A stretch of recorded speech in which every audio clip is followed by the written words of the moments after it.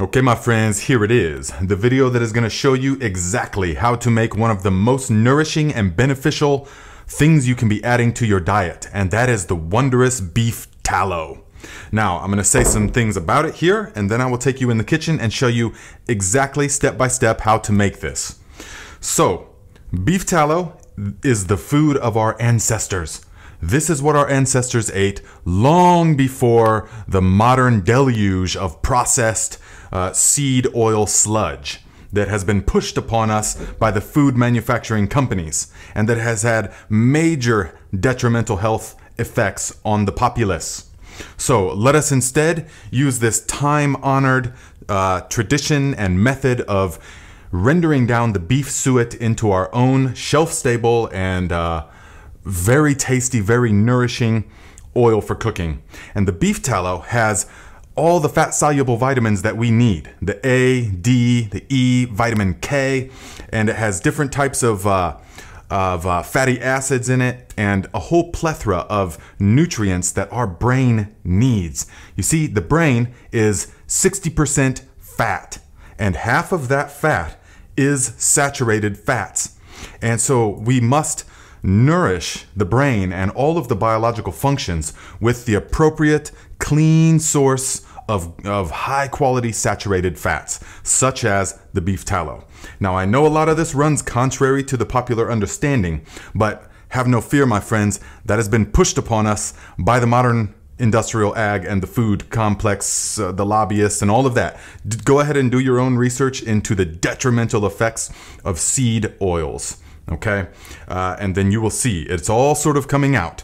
But we don't need to even do that research because up until 1900, almost all the fats were tallow or lard or base like that. Because make no mistake, humans and animals have coexisted in agriculture and animal husbandry for many thousands of years. So the body knows exactly how to utilize this beautiful gift of nature. So in order to utilize it in the kitchen, we need to render it down because either you have a cow that you're going to butcher. Tallow is from the cow, lard is from the pig. And so in this video, we'll be making tallow. But if you have a cow that you're going to butcher, ask for the kidney fat, the suet. Ask back for the suet. It will come back to you in the form of big chunks of suet or kidney fat. And we are going to take this and purify it so we can remove the little bits of flesh and the connective tissue so that then when we put it into our jar, it is going to be rendered shelf stable by itself. You don't have to do anything special to it. I make multiple ones of these and they can sit a year or longer just on the shelf, okay?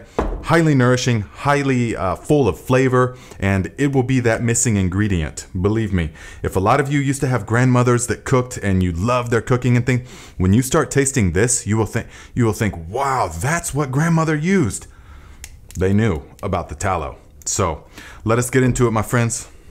Okay, my friends, step one is to get a large pot and turn it on medium heat on the stove, and then acquire some high quality beef suet, such as this, 20 pounds of beef suet from my Amish friends. This is grass-fed, grass-finish, real good stuff. So we need to render it down by cutting it into about 1/2 inch chunks, give or take. And that is going to allow us to separate the pure fat from all the connective tissue and the scraps of meat and stuff like that. So here we are about 20-30 minutes into it on medium heat, and you can see it's starting to liquefy. Now, what's important is that every 5 to 10 minutes at this point, we are pushing the fat down into the liquid fat, and that's going to help everything get cooking. So here we are about 45 minutes into it, and you can see that everything is rendering really nicely. Now, this whole time, it has been on medium heat, and we are checking it every 10 minutes and doing this, making sure that it's not burning and nothing sticking to the bottom. So here we are about an hour, hour and a half into it, and we're ready for our first bottling because there's tons of liquid and everything is boiling real nicely.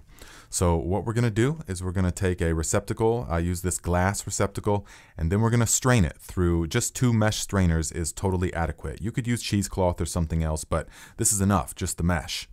And then we are going to shut the heat off. Very important, never have an open flame when you are pouring this in any fashion because it is flammable at this point. So we will then pour the rendered suet into the container, and that's going to separate the solids and the connective tissue and all of the stuff from the pure liquefied fat.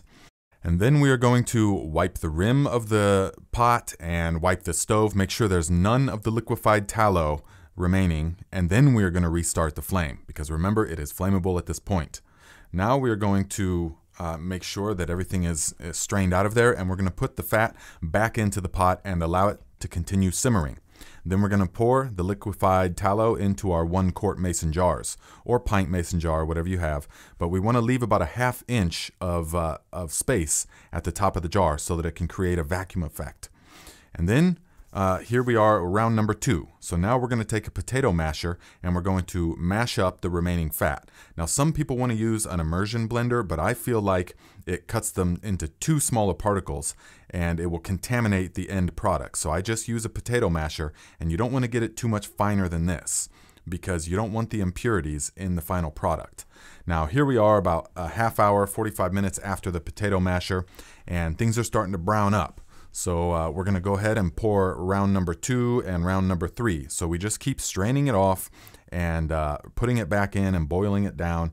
And we do a number of rounds of that until the final round when we use the potato masher to squeeze out every last bit.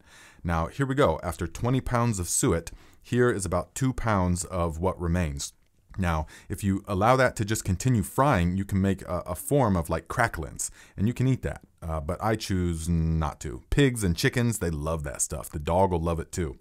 Now here we are. We got 6 quarts of the rendered tallow that is shelf stable for a year or more, and this was 75 cents a pound. Here's about $15 worth of A-grade tallow.